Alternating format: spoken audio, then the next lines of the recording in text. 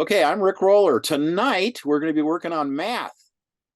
I know it's everyone's favorite. Actually, for those of you, they'll just pay attention tonight. And math is not that big a deal for the test. I mean, you're going to have 8 or 9 questions, maybe on math, but we're going to go through all the different examples. We're going to give you the formulas, and we're going to work some problems that will be very, very helpful for you. I love math because it is one thing that if you know how to do it, you're absolutely positively going to get it right. There's no question about it whatsoever. So thanks for being here tonight. If you're a math phobic and you've never been able to do math and whatnot, we're probably not going to cure that. When you actually get into business, though, math takes kind of a back step or two. It's not as important. Commercial real estate, it's much more important if you're going to be doing commercial and you're going to be figuring pro formas and you're going to be figuring cap rates and whatnot for investors. It of course it takes on a different dimension, but there's all kinds of software that will do all that for you. So let's just get started. Tonight with me, of course, is Mr. Dan Naylor, the owner of our school and also the host with the most, because he's going to be actually running the computer work behind all this. And let's get started. Rick. Oh my gosh, I got to clean up my mess behind me here in my office. But anyway, it's nice to have a bunch of books. Okay, here we go. Our very first question. Okay, M's home has an appraised value of $380,000. If the assessment rate is 60% and the tax rate is 7 mils, what will be the tax bill at the end of the year? Now, obviously, the tax bill we're talking about is property tax. And whenever you have property tax, you have other terms that you need to know. And one of them is the assessment rate, because that's something that, politicians can kind of play with. And yeah, for example, if you had 2 houses that were very similar and they were, maybe in the west end of the valley here in Salt Lake City, and one of them is occupied and one of them is not occupied, by the owner, and the other is rented out. Okay. If in some jurisdictions, okay, what happens is if you're renting the home out, you're probably, this doesn't necessarily apply because it's still a single family residence and whatnot. But in some jurisdictions, what happens is we give homeowners a break. So the way we do that is we have an assessment rate. So if it was a rental, then the county, may or may not, but depends. It doesn't necessarily work this way in every county, but what would happen is that they would give you a break and they would only tax you on 60% of the value, and that's called the assessment rate. If it's rented out, they're going to tax you on 100% of the value, which is $380,000. And probably a better example would be Summit County, because they're pretty rough on rentals. They figure if it's a rental property, they may or may not give you a deal. Now, it really depends on politics and what they're thinking, because, whether you're an owner or you're a renter, you're still a voter. Okay. And so, it kind of depends on how that goes. But what happens is in this case, what we're looking at is there is an assessment rate of 60%. So we're going to be taxed on the whole value or the assessed value. We're going to be taxed on the assessed value. And that's important to know because it's going to change our answers. Okay. Okay. And the tax rate is 7 mils. Okay. Now, once again, you have to be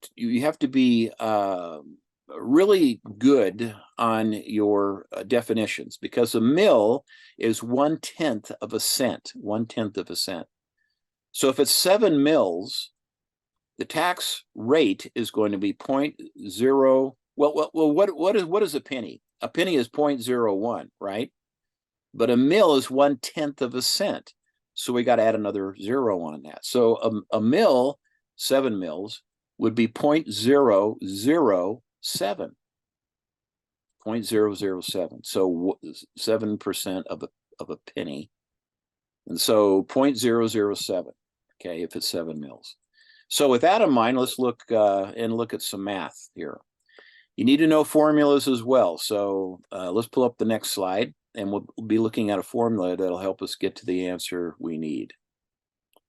And this is the one we're going to be looking at. We're going to be looking at, of course, the appraised value, which the property problem gave us was $380,000. See, that's in red. They gave us that, right?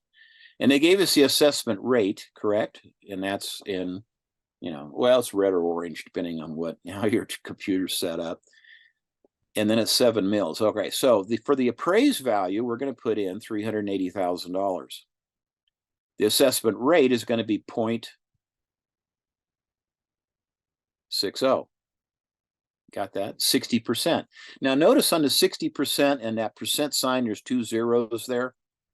So you start over at the far right and you slide over your decimal point 1, 2 places, and that's how you get 0.60. And you can put a 0 on the other side, but you don't need to have it there.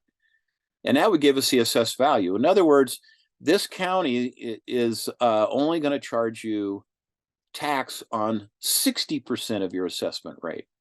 Whereas if it wasn't a qualified property, they would charge you perhaps on the entire value of $380,000.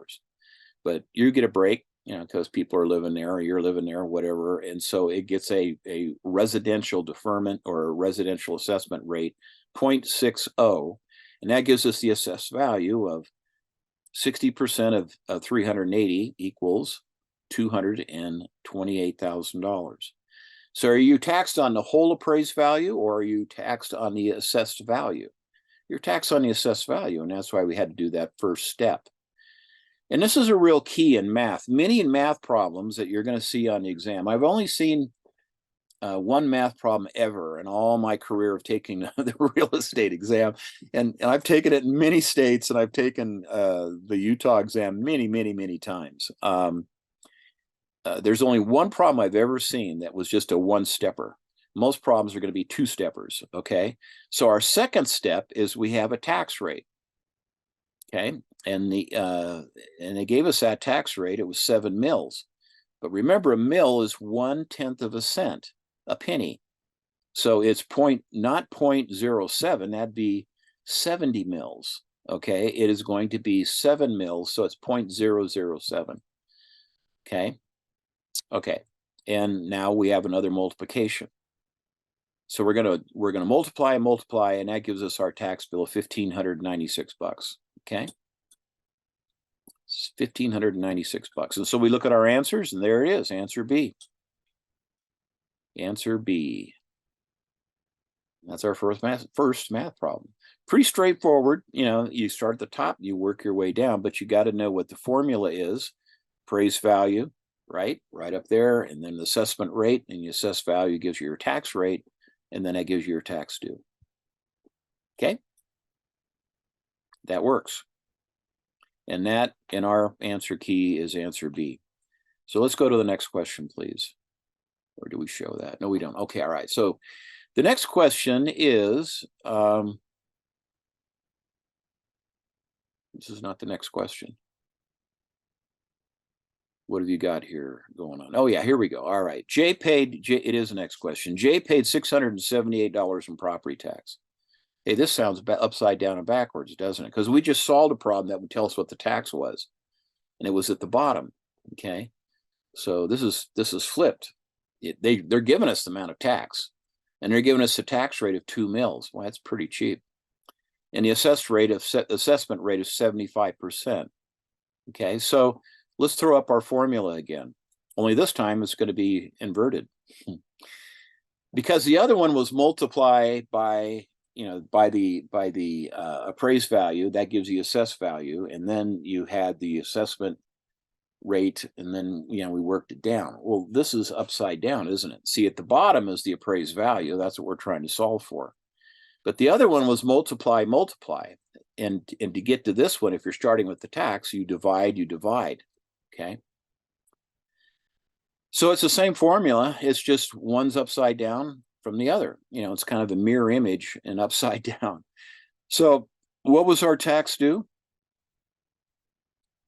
$675. That goes right at the top. And what was our tax rate? Once again, the tax rate was 2 mils, so it'd be 0.002. Not 0.02, but 0.002.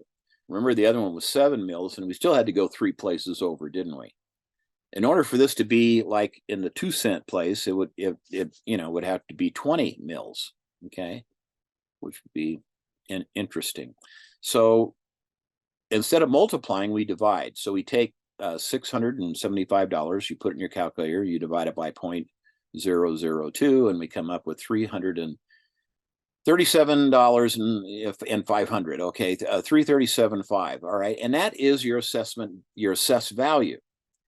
But also in the formula, they gave us the assessment rate, and the assessment, and the assessment rate, of course, was, go ahead and put it up there, Dan, 75%. Well, converting a decimal to a percentage, you'd slide that over too, but but if we're going the other way, so in order to change 75%, you have the 2 zeros. So you start at the far right, and then you go 1, 2 spaces over, 0.75. 0.75 or 3/4 is 75%, right? Okay, and that you're going to divide again, not multiply, but you divide, and that gives us $450,000. And that's our answer, which on our answer key is answer D. So two very similar problems. They're just upside down and mirrored, okay? And the real trick on this is knowing what a mil is. 0.001 is 1 mil, 0.007 like we saw tonight, or 0.002 like we saw tonight. That's the mil. That's the mil levy. So if you want to be a politician, you want to mess around with taxes for your constituents, for your voters, you want to increase taxes some way or another, you could increase the mill levy, or you could increase the assessment rate or decrease, depending on which way you wanted to go. Okay, if you wanted to give them a break. Okay, cool. That's $450. Now, let's go to the next problem, please. The next problem is we're switching, and we're looking at a whole different type of problem now. We're going to be talking about cap rates. Now, cap rates on the exam sometimes is not called cap rate, it's called rate of return. An investor is looking for a certain rate of return. Sometimes it's called cap rate, sometimes it's called capitalization rate, sometimes it's called capitalizing an income, or rate of return. Those are all the same type of problem, okay? With you're emphasizing different aspects of the word that goes into it.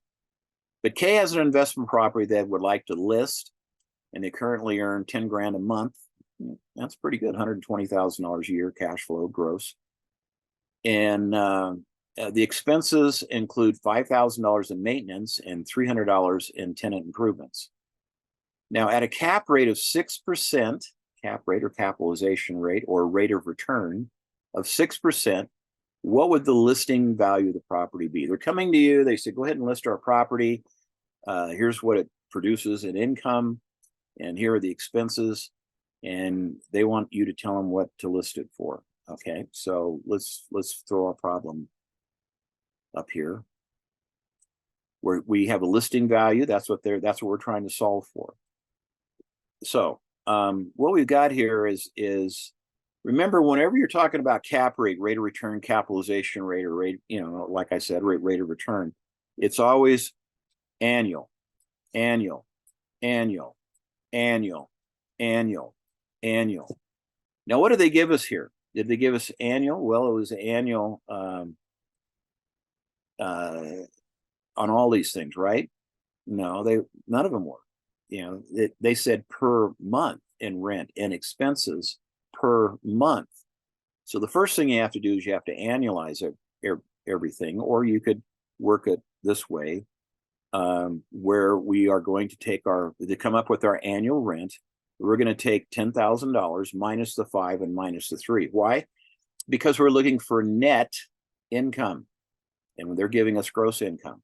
Okay, so cap rates are always net income, and they're always annual. So what we're looking at here now is you're going to take $5,300 off the $10,000 per month in gross income, and that's going to have an answer, which is the next stroke of the key. $4,700 net monthly income. But is that what we need to do? Well, look up above. Our formula is calling for annual net income. So what's our next step is to take the 4,700 and multiply it by 12. And that will give us $56,400 in net annual income. Okay. All right. But that's not what they want to know. They want to know, well, what is the cap rate for this problem? Now, I would recommend that when you get into business, you're going to have to pick a lender that you primarily work with. And I would pick a lender that you relate to, and a lender that has a good reputation. And you can ask your broker which lender they would recommend. You can ask some of the top producers, but those lenders may or may not be the right one for you. I mean, you might want a lender that specializes in an area, or you might want a lender that specializes in a certain type of properties. Or you might want a lender that does everything. That's fine too. But when you meet that lender, you want to ask them which appraisers they like to use, or which appraisers that they're getting assigned mostly to their types of deals.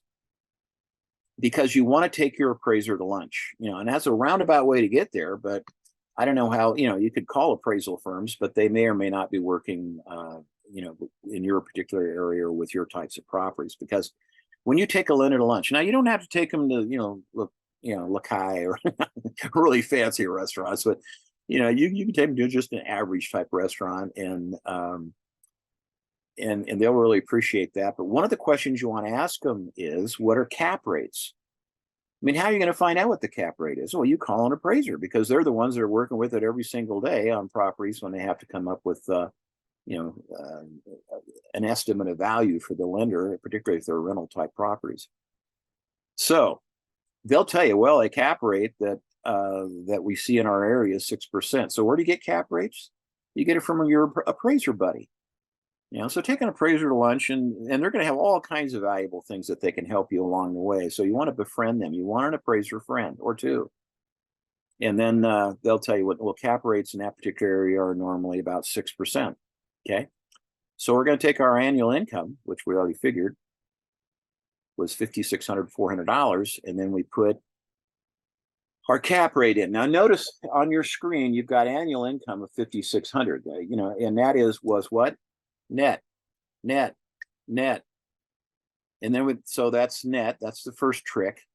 And then we need to know what the cap rate is. Well, they gave you the cap rate in the problem. In real life, how do you find out what cap rates are for fourplexes in the West Jordan area?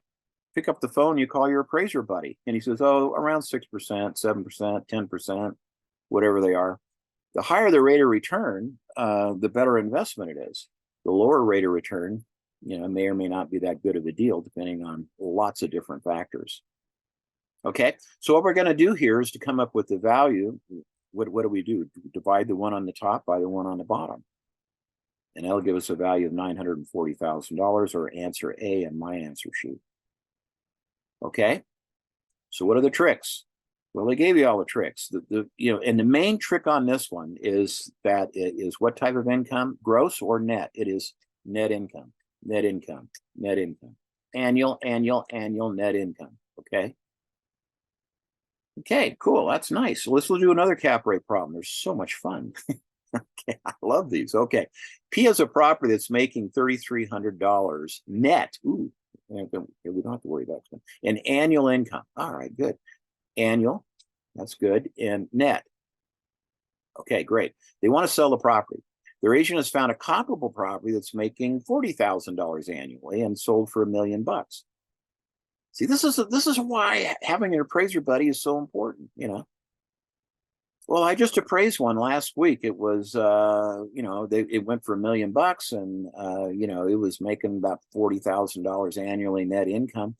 So, what should the agent recommend to P as the listing price for the property? Well, in order to find out what the listing price ought to be, we've got to work the formula a little bit differently. Okay. So what we're going to do is we have 4 answers on all these problems, but here is the 2 different variations. We've got the annual income divided by the cap rate would give us a value. Now, to do this, we need to find out, we need to find a sold property. And the one that they gave us was making $40,000 annually. It sold for $1 million. So we're going to solve our problem here by inserting these figures we were given into the appropriate spot. Okay. The first one is, we're going to have to figure out what the cap rate might be, because they're giving us one that's sold, and they're giving us the comparable, it's a comparable property. And so on the comparable, by solving this one, it's going to give us the cap rate, which we're going to have the cap rate in order to do the value. So let's do it. So we got our annual income, and that was how much, guys? It's $40,000, and the value was $1 million. I mean, this is your appraiser friend that told you this, or maybe you figured it out on your own, which is difficult sometimes. Much easier to call an appraiser, have a 5-minute, phone call or 3-minute phone call. All right, so we're doing this because we need to know the cap rate for comparable properties that's similar to the ones that your potential clients want you to list for them. So we divide the one on the top by the one on the bottom, the annual income by the value, and that gives us a cap rate of 4%.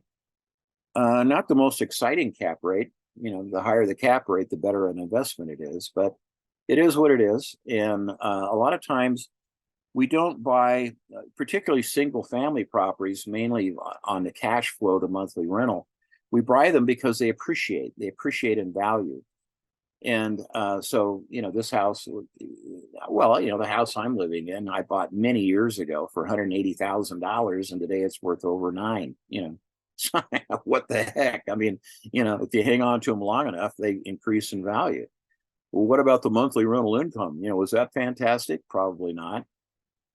Okay, but at least if it covered the expenses or most of the expenses and the rent, covered not only that, but it covered, all the cost of owning the house, then maybe it's worth having. I don't know.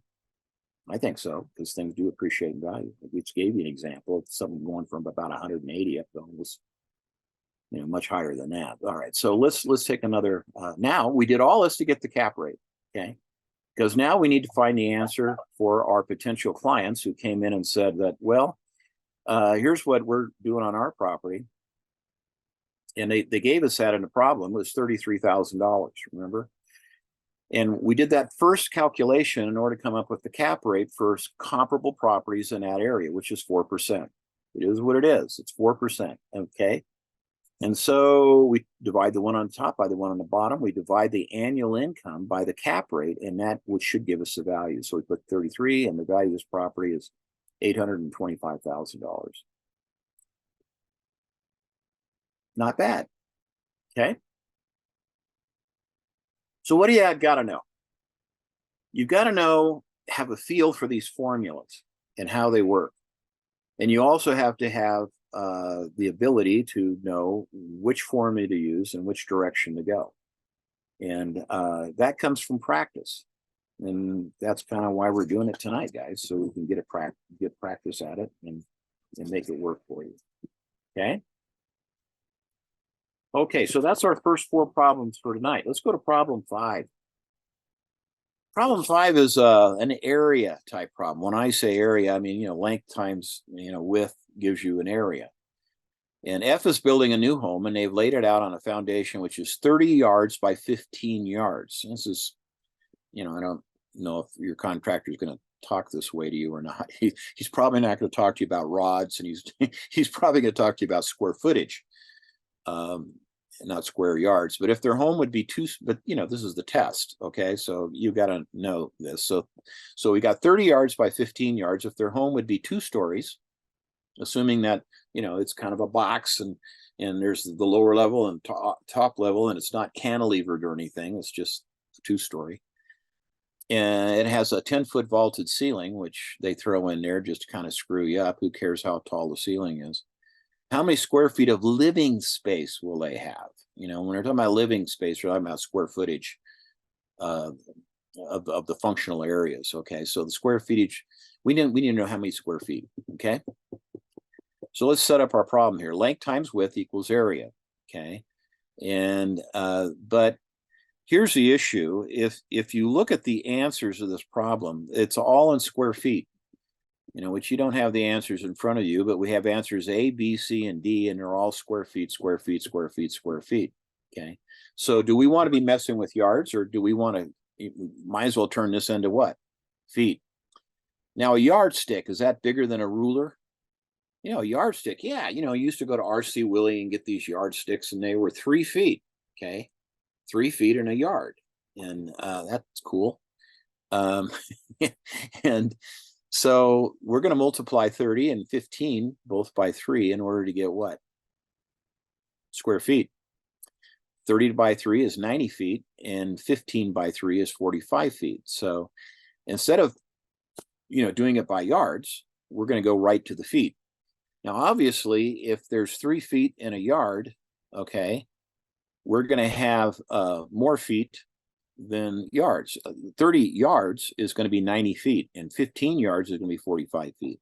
But that will give us the area of, 90 by 45, in about a 4,000 square foot home. So it's got to have, 2,025 feet on the main level and 2,025 feet on the top level. Okay. It's probably about, how that's going to work. Okay. So the whole house is going to be 8,100 square feet because we've got 2 levels. Okay. You can do this. We're not going to turn you into a math genius, but if you can get, 8 out of 10 of the problems, you're going to be way ahead. And if you're really good at math, you're going to love it. You're going to say, oh man, I wish there was more math. I had a student one time who was very math phobic. Math just drove her absolutely crazy. And she was so afraid of math. And I said, ma'am, it's not going to be that big a deal. They're probably going to be 8 or 9 math problems, and that's it. Maybe even 6 to 9, somewhere in there. Okay. And, you can miss every one of them and still pass the exam as long as you know all the other answers to the problems well, anyway, she flunked the exam. She called me right after she left the exam, and she just said, Rick, you lied to me. You lied to me. I said, man, I would never lie to you. What are you saying? She said, every problem began with a number. She was so math phobic that when it was problem number 1, problem number 2, 3, 4, 5, it kind of shook her up. Worst math phobic I've ever seen. It's a true story. But anyway, you could believe it or not. So our answer is, what is a square feet living space? Well, it's a 2-story. 2-story means there's, bottom and a top. Okay. And we converted the yards to feet. Fairly easy problem. $8,100 or yeah, $8,100. That might be a nice commission, but 8,100 square feet for this particular house. Okay. Cool. Love it. Love it. Love it. Love it. Okay. Let's look at another area problem, length times width type things. Okay. And so property has a lot, it's rectangular. Kind of like a square, only 2 of the dimensions are going to be bigger. So it's rectangular, and it's 200 feet deep. Okay, the total area of the property is 42,000 square feet. How many yards of frontage? Oh, man. Okay, so they're going to make us do the feet and then convert it to yards. Well, that's okay. We can do this. All right. So the lot is rectangular. It's 200 feet deep. The total is 4,200 square feet. So it'd be length times width would give us that square footage, but they're only given against one dimension, and that's the 200 feet deep. So we got the deep, but we don't know how wide it is. Okay, so what are we going to do? Well, we're going to have to divide. Let's set up the problem here. Let's throw the formula up. We got the area divided by the length or the depth in this case, and so that would give us the width. Okay, so here's a little illustration. We have the depth of the lot, which is 200 feet, and then we have the frontage. The frontage is that, and also sometimes called front foot, but the frontage is the amount of lot that's on the street. That's your frontage. And then the depth is how far back it goes to the backyard. Okay. So with that in mind, let's set up our formula here. We got the area, we got length, we got depth, and we got width. And so they gave us the area. It was 4,200 square feet total. and they gave us the depth, which was 200. So we're going to divide the one on the top by the one on the bottom, because that's what our formula tells us to do, and that's 210 feet. So it's almost square, it's just a little bit, an extra 5 feet on each side, kind of typical. All right, so what we have is 210 feet by 200 feet, but that's not our answer. What they're asking us, let's go to the next formula, please, is the yardage. What is the frontage? Remember, that was the part on the road, the front foot, in yards. Okay, so we're going to take our 210 feet, and how many feet are in a yard? Three.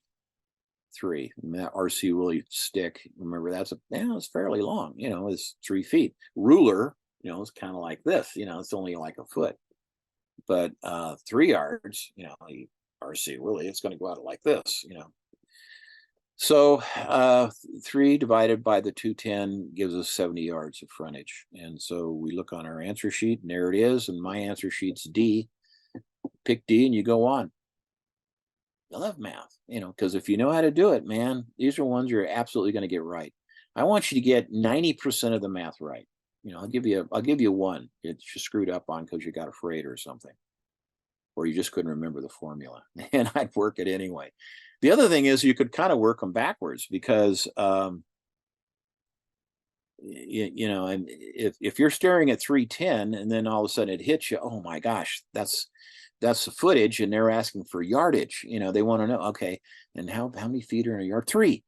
Okay, well, then you could, which one of these, and you divide the 310 by 3, or the 210 by 3, and that gives you 70. And then you look down there, and there it is on the answer sheet. Grab it, D, and then forget about it and go on to the next question. Okay, which we're going to do right now. We're going to go on to the next question, because now we're going to be talking about loan to values, which is a ratio. If you got a VA type loan, you got 100% financing, that would be 100% loan to value. But a lot of people put 20% down, because if you put 20% down or more, then you can eliminate some of the costs involved with buying a home. If you put down less than 20%, the bank's going to want some extra insurance, PMI. And that's going to cost you some extra money. It's going to be a higher monthly payment. So if you could put 20% or more down, then your payments are going to be, you can avoid the private mortgage insurance. If you're a veteran, it's a little different there, because one of the benefits of protecting our country and serving our country in that manner is that you can get 100% VA loan, but there is no PMI. There is some additional costs, but it's not PMI. So H bought a property for $200,000 for a down payment of $30,000. Okay, now 20% of 200 grand would be $40,000 down. So is he going to have PMI? Yeah. Has been making payments on property for 10 years. Now, 10 years later, their property is appreciated in value by 30%. Yeah, that's a nice push. And their current loan to balance is $117,000. So in 10 years of living there, they bought the property, they put $30,000 down, so they got a loan of $170,000, right? So their loan went from 170 to 117. Not too bad, okay? And so what happens, plus their property went up in value. In 10 years, it could have, in our valley, it, could have more than doubled maybe in value, depending on where it was. So what is their current loan to value ratio? All right, so let's take a look at this. Let's throw up our formula. We're trying to solve for loan to value ratio. And that would give us our loan amount divided by the home value, which, our current loan amount is $117,000. They gave it to you, and that will give you your ratio. Now, the other thing we need to figure in here, do we need to figure in what the loan to value ratio is, when they bought it, or their current? Look at the last line of the problem. It says, what is their current loan to value? Well, okay. So is 10 years important? No. Is their down payment of $30,000 important? No. And in the 10 years, we already took it off once, just take it off again. So what we're looking at is, what is their value today? Well, their value is everything they paid for it, which was 200 grand, correct? Plus what? It appreciated by what? 30%. So their value today is 130%, right, of what they paid for it. It's everything they paid for it, okay? 200 grand, plus it went up by 30%. So if we take the $200,000, we multiply it by 130%, it's going to give us the new home value. And we know what the loan balance is. The loan balance is 117. So where do we plug all this in? Okay. Well, we're going to take the 200,000 by 130%, and that's going to give us a new value of the property of $260,000. Kind of cool. Went up 60 grand. And all you did is have to live there and take care of it, you know. So anyway, we got the loan amount. You needed someplace to live anyway, and we're going to divide that. Our loan amount, what they gave us, was 117,000, and our new value is 260. So our ratio, if you divide the one on the top by the one on the bottom, is 45%. Pretty cool. Okay. So what does that mean? It means that our home value went up $60,000, and our loan value, our loan amount or balance, went down. So our current ratio, if you were to say, what is your loan to value ratio, is 45%. I have a 45% loan to value. You know, and he started off with you know, a lot higher loan to value ratio, but because of the appreciation on the property, and he paid off a little on the principal amount, you know, he's now at a 45% loan to value. Pretty cool. What most people do, however, is they refinance their house to the max that they can pull out of their house, and they buy a Ford or Chevy pickup truck. So a depreciating asset, not a appreciating asset. I don't know, you know, and not the best way to create a strong financial future. Okay. The better thing to do would be to buy 10 houses and let them all go up.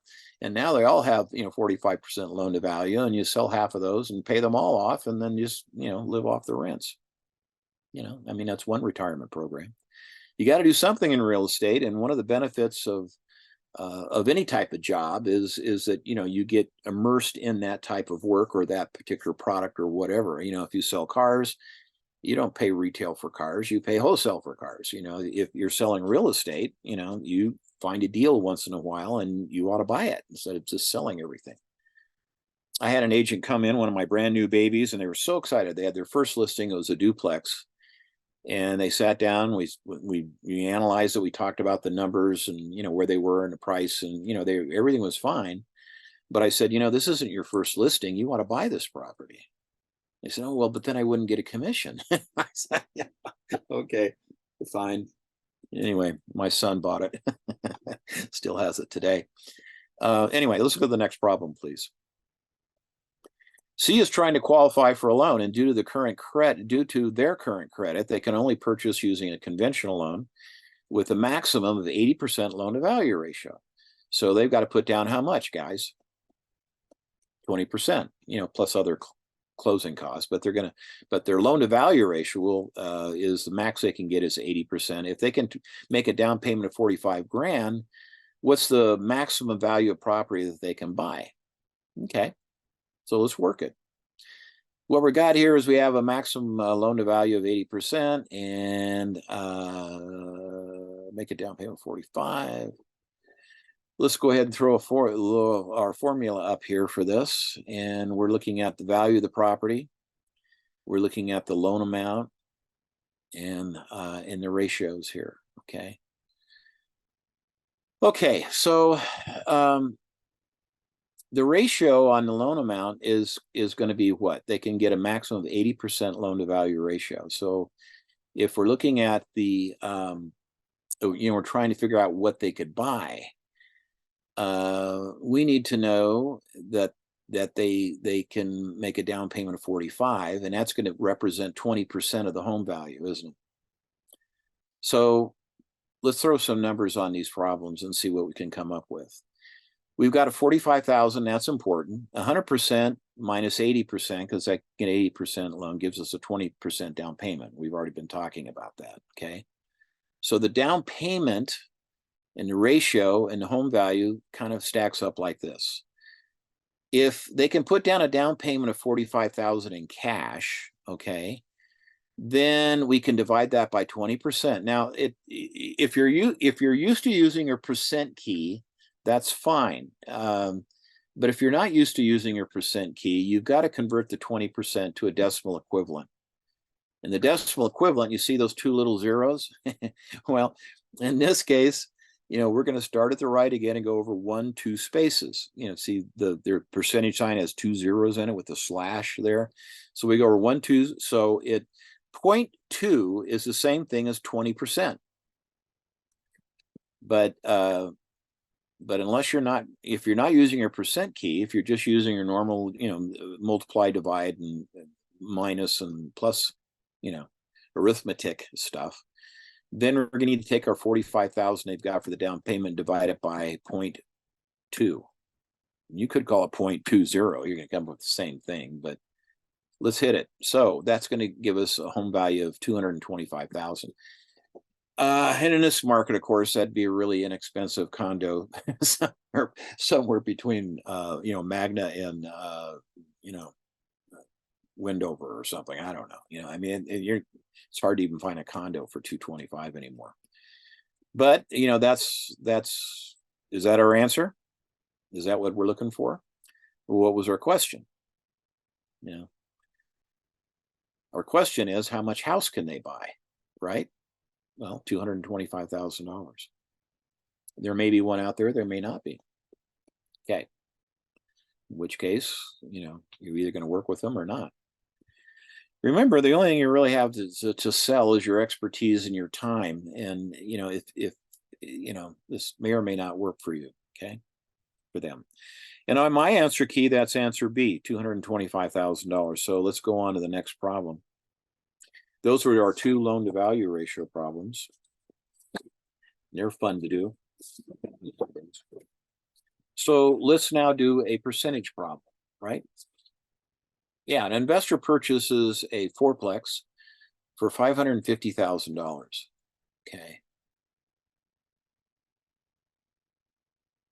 I went to lunch today with one of my students that I helped get into business a few years ago. He's doing really well. I'm very proud of him. I had a chance to mentor him a little bit, and or actually quite a bit in the first year or so he was into business. But it was a tremendous young man. And actually he gave me this watch, because a property that I helped him get the listing on about 2.5 years ago, he held on to it all this time. He must have been giving superlative service to that seller, but it was out in the middle of nowhere. Okay. But he got it sold, and so he wanted to do something nice for me because I helped him get the listing. That was very kind of him. But anyway, so an investor purchased, and now that was just happened today. So an investor purchased a fourplex for $550, and I'm thinking, you used to be able to buy fourplexes for $550. They're going to be a little more spendy than that, but everything's relative. Anyway, they wanted to sell it as soon as they realized a 20% gain. So at what price do they hope to sell the property? Well, everything they bought it for, 500, and what price, that's what we're going to solve for. They paid $550. And they want to realize a 20% gain. So the gain or loss is going to be 20%, the old value, and divided by the old value, and that'll give us a gain or loss percentage, which we already have. They want a 20% gain. So they want to sell it when it gets to 120% over what they paid for it. Okay, so how are we going to figure that? Well, here's our percentage gain, or old value and gain amount. This is the way one of them is working it from the gain down to the gain or loss percentage. In this case, we're looking for a gain. We're looking for a gain of 20%. Okay. And the other one, you're looking at a percentage gain, the old value, in order to give you the gain amount. So what do we want to solve for? We want to solve for the price, don't we? Okay. I don't know what's happening there.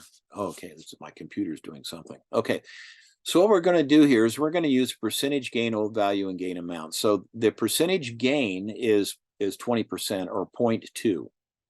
The old value was 550.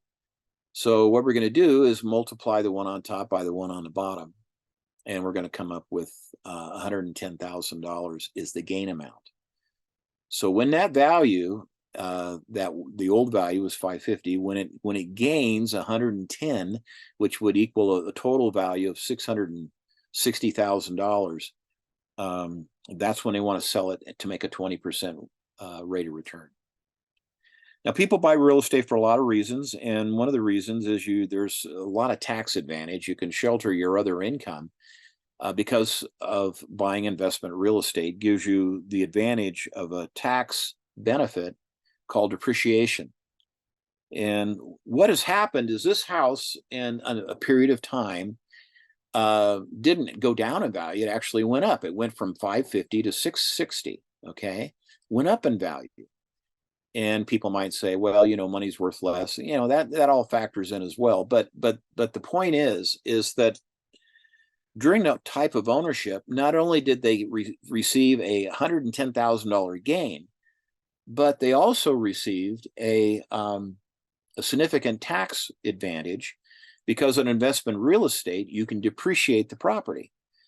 Now, in order to do that, and the laws of depreciation and currently and whatnot, you can't depreciate land, but you can depreciate the improvements. So you're going to have to figure out on this 550,000 how much is land and how much is improvements. And then let's say the land was worth 100, then the property would be 450. Just pulling it out of thin air, but you could depreciate that 450. And so what happens is high income individuals, surgeons, neurosurgeons, doctors, and specialized professions, business owners that own lucrative businesses and whatnot, they are great targets for you to go out and sell them fourplexes, or other types of investment properties, because they can shelter their high incomes with the depreciation off their real estate. And it's, and there's a lot of rules on this, and then there's the alternative minimum tax and a lot of other things that you can get involved with. But they've all got good accountants, and their accountants are going to tell them, yeah, this is a good deal to get into because look, you're going to shelter, $450,000, divided out over the period of time and whatnot, and you're going to shelter this much in your otherwise ordinary income. So anyway, it's a fun thing to do. So if you love math and you know how to figure it, you might want to consider taking a look at commercial real estate, because there's going to be a lot of opportunities in the next 2 to 3 years, to buy some of these properties because of, we might be approaching a little overbuilt type situation. And I think you're going to see some excellent values out there if you just hold on a little bit. I'm already starting to see some property prices, not necessarily go down a lot, but some, and so we'll see if this happens again. But if it happens like it did back in 06, it's going to be a tremendous opportunity, to sell to your wealthy friends and family investment properties. So, you might keep that in mind. It's great to have a client that buys a house and they move in, and that's great. Okay. But if you can find one of these whales that, wants to shelter their income, and you're not going to sell them one property, you're probably going to sell them 4 or 5. And doing multiple transactions with the same person is always a good thing, because they already know each other, and it's oh, yeah, this was really cool. Let's go out and get another one, kind of a thing. Now, it's one of the things that allowed me to become Rookie of the Year is I had some investor clients I picked up early on in my career, and I sold them a lot of properties, and I did 58 transactions my first year, and second year did almost 100. I think it was 94, 96, something like that. And you can do that too. There's nothing special about me. I was just scared, young, and needed to support my my wife and child, and and who weren't working. And you can do this. You can do this, and you can learn this too. All right. So our answer is 660. Percentage gain 20% over a period of time. Cool. I like it. Let's go to the next problem, please. My answer sheet, that was answer C. All right, here we have a homeowner that wants to move to a new city. And they know they'll need a down payment of 80 grand to buy the house, that they want. And they currently owe 215 on their current mortgage. It's going to be a cost to sell. They got to pay off the old mortgage. And if a real estate agent wants to help them sell their house, the 5% commission, what will the sales price of the house need to be in order for the owner to receive enough of their down payment, that $80,000 they need for the down payment? Now, there's two things in this problem you need to look at. One of them is the 5%, and the other is the 215. 215 is their current loan balance. That's going to come out of the whatever they sell it for. They got to pay off the old loan, and there's going to be some other closing costs, but we're not complicating this problem with this. This is a very typical type problem you'll see on the test. They won't give you 6 things and have you going in 6 different directions. Really, there's only 2 directions here, and that you're going to be going. And it's really only one, but it's 215 is a dollar amount, and 5% is a percentage amount. We got to work those a little differently. All right. So what we're going to do is they want to clear $80,000. So obviously you need to sell it for 215, but you also need to sell it so they get their 80,000. So, you're going to have to come up with at least 295, but there's also going to have to come up with a 5% commission. And so let's do some formulas. Let's throw them up here and see how it works. Okay. So what we're looking at here is we're looking at $80,000 plus the 215, right? I already gave you that. It's 295. The 80,000 is what he needs to buy his new house and his new place. So he needs to get that. He's not going to be a happy camper if he doesn't get 80. He's going to be a lot happier if he gets 85 or 83.5 or something like that. But at minimum of 80 plus 215 would be 295. Well, okay, fine, but you're going to have expenses to sell. Now, normal expenses to sell run around 2 to 3%. So if I were doing this, I wouldn't do it by 5. I would do it by 8, but I know that. But that's not what we're doing here. We're doing a real estate exam, all right? And the only percentage they're giving us is 5%. Okay, now, all of it is 100%, okay? But minus a commission would be 95% because it's a 5% commission. So the 295, do we divide that by the 5% or do we divide it by the 95%? We divide it by the 95. So you divide it in, okay? And so we're going to take the 295 minus your commission, because the 295 is what they need to net, and the percentage that represents of the whole is 95%. If your commission was 6%, you divide by what? 0.94. If your commission was 10%, you divide by 0.90, right? But it's 5%, so we're going to divide by 0.95. Okay?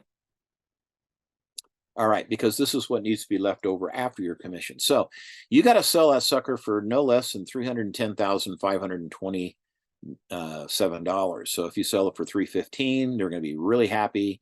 If you sell it for $310 minus the $527, they're going to be upset because they're short a little bit of that $80,000 they wanted to have. So you would take that into consideration. And then they need to go out and look at the market and see, is 310 or 315 or 320, is that realistic in this area for that type of property?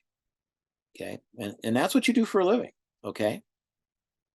And of course, you can call your appraiser buddy and they might help you too. Okay. But anyway, it's going to be 310, 527 in order to get them to net what they want to net. Okay, cool. So that's kind of how that works, guys. Now, one thing you could do is you could put a little book together. And, in a 3-ring binder with, the plastic protection sheets. And in that book, you would insert some closing costs. So you go to your favorite title company, or what will become your favorite title company, because you haven't done any deals yet. And you say, I'm new, but here's what I'd like to have. I'm going to be working in these areas. And the typical values in these areas are, 600 in this area, 800 in this area, 575 in this area. So you want to have, would you run some mock settlement sheets for me, for those various values? And so now you have a settlement sheet that has, in this area of typical value is 550, and here the typical closing cost. So you can get this pretty close, or you can just use, like I told you earlier, it's around 3%. But that's just a ballpark. You can get real close if you actually have the settlement sheet and you just add all those up.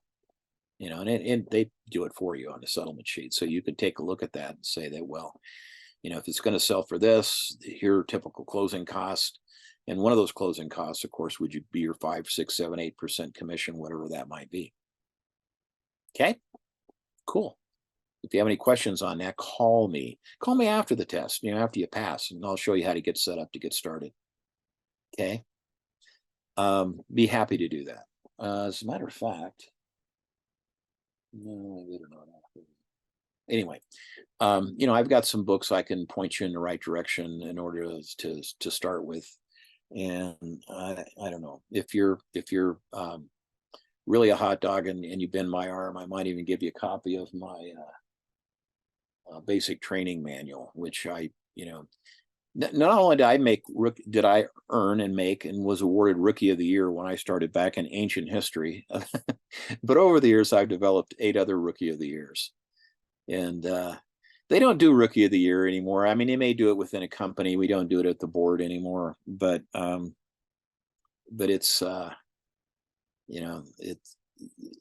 there are some things that you can learn in this business that will make you a producer. And I don't know, if you twist my arm a little bit, you might get one of those. I don't know. That would mean you'd have to call me. So throw up my phone number, Dan, so they have it. It's 801-556-8000. That's 801-556-8000. Or maybe we can't do that on this particular screen. But I just gave up. There it is, 801-556-8000. Happy to help. And if you have any questions about anything we talked about tonight, we can go over it in a little, customized fashion for you as well. Okay. So let's keep going here. We are now going to be doing some rate, principal, interest, taxes, and insurance, PITI type problems. Okay. Okay, this buyer has a new 40-year loan on their house with a total amount of $480,000 with a 4% interest rate. Boy, that'd be nice. The taxes are $2,100, and they're currently paying $1,500 in hazard fire insurance on their house. And their balance after the first payment. What will their balance be after the first payment of $2,500? Okay, now. This is a principal, interest, tax, and insurance problem. Okay. And is the fact that it's a 40-year loan, is that really germane to this problem? I mean, is it something we're really going to need? Probably not, right? If the total amount of the loan is $480 with a 4% interest rate, is that important? Yes, it is. The taxes are $2,100, and they're currently paying $1,500 in insurance. All right, so we want to know what the balance is after the first payment. Now, the reason why we can do this, this kind of smacks of amortization, but the reason why we can do this is the very first payment. So what will their beginning loan amount be? Okay, well, we're talking about not the value they're paying for the house. We're talking about the balance of their loan. Okay, and the loan amount is $480,000. That's not what they paid for the house. Read the question. It says the buyer has a new loan. Okay, but loans and whatnot are done on a monthly payment basis, and so the reason why we can do this one the way it's stated here is because we're starting out with the loan balance of $480,000. They're giving us that, and without that. Because they're going to make the same payment over this period of the 40-year loan, same monthly payment, it's going to go up a little bit because part of that PITI payment are taxes, and the other part of it is insurance. And over time, your hazard insurance and your taxes do go up, so your payment will go up a little bit. but the PI payment, the principal and interest, will stay the same. But because we're starting out with the first payment, they can't say, well, what will the balance be after the fourth payment? You couldn't do that because you don't know what the principal amount was, because it goes down a little bit, ever so slightly in the beginning, because it is an amortizing loan. But they're giving us, it's the first payment, so we know the loan amount was 480. And so what is the interest rate? 4%. Okay. And what are the other expenses? 2,100 and 1,500. Those are annual payments again. And so we need to break that down into a monthly expense. Okay?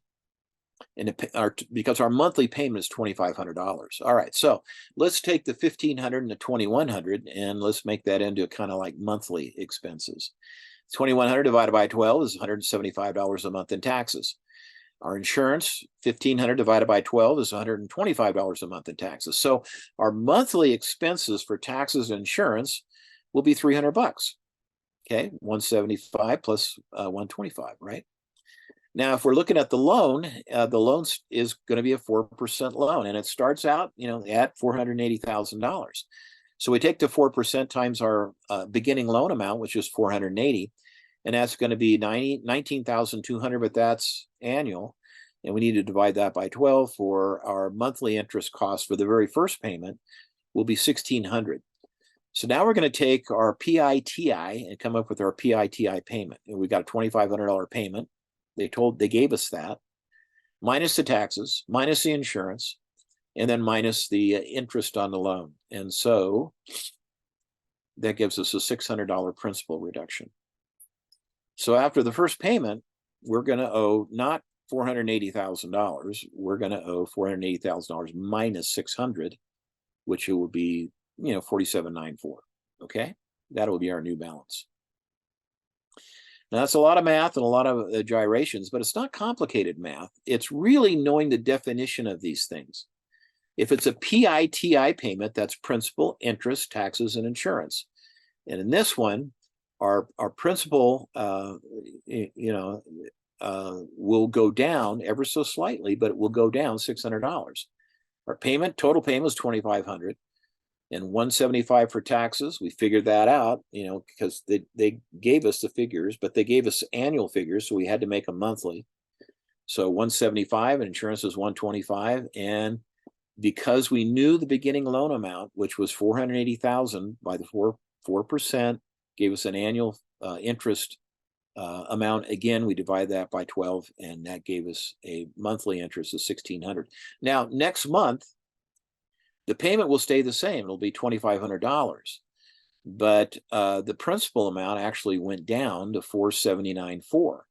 So that payment, because this is an amortizing loan over a 40-year period of time, that principal amount goes down, ever so slightly, but it does go down. And so what happened? Well, it went down by $600.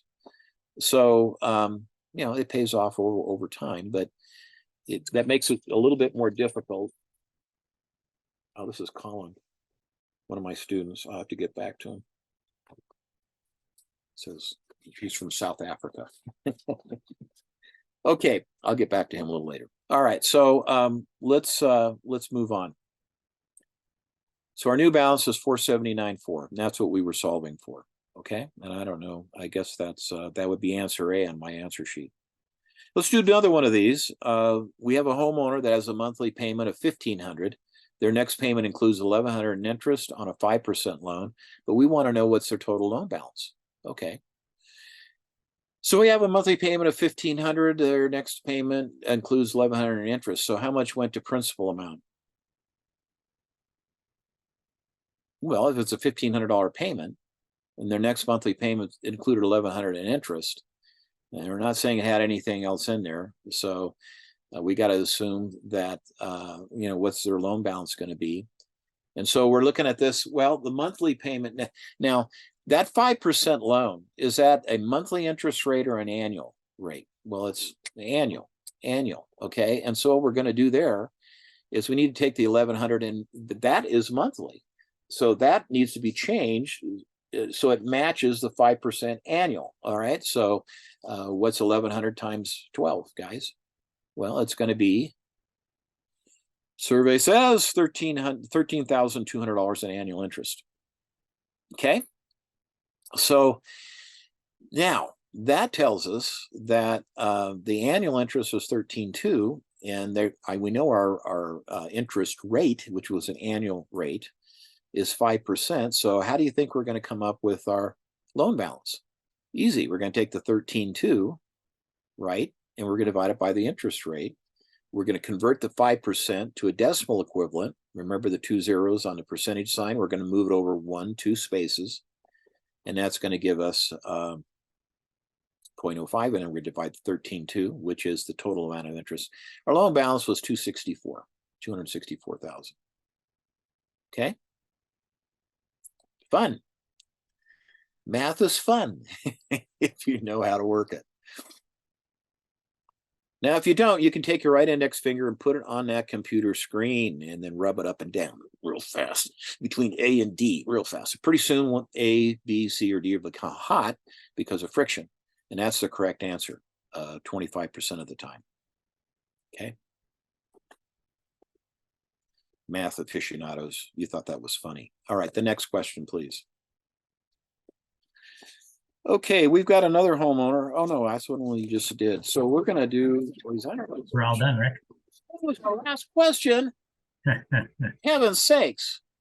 We were just having fun getting into this. Okay, my friends, you can do this. You can do this. There's lots of tricks to getting going in the business, like setting up that little book with the typical closing cost for the different, I mean, that we'd be happy to share with you. Dan and I are, and Dan's other instructors at his school, the Institute of Real Estate Education, are top-notch people. The questions and the material that Dan gives you is up to date, and it's been scrutinized by a lot of different eyes, to make sure it's correct. And I'm proud to be affiliated with Dan's school. He's a tremendous individual, and let us know if we can be of help to you. Don't be a stranger. If you need help, reach out. Okay.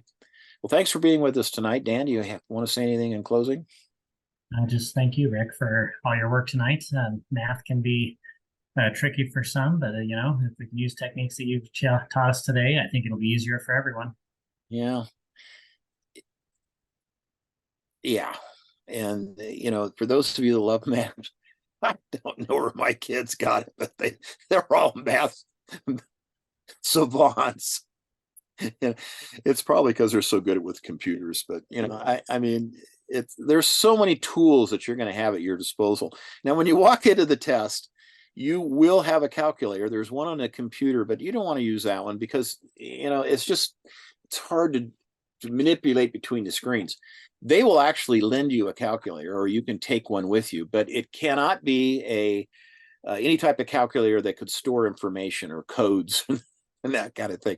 It's got to be a very simple calculator. I wouldn't take a solar calculator. I'd take one that had a real battery in it, and something you're familiar with. Just your basic calculator does your 4 basic functions, and it'll be fine. If you know how to use an HP 12C, they're probably not going to let you use it anyway because it has a memory in it. You could, I guess a computer savant could, code, crib sheets into that. But, if you could do that, well, my gosh, you're going to get an 80% anyway. And you only need 70% unless you're doing a broker's exam. You need to be a little bit smarter to be a broker. So thanks for being with us tonight. This is a fun business. We're entering into a time when people will really appreciate your hard work. and some of them will make fortunes off the properties you put them into when if you find the right deals for them. So you're going to bless a lot of lives. That's always been my mantra: bless lives, make money. Thanks for being with us tonight. We'll see you out there. Don't be a stranger. Thanks, Dan.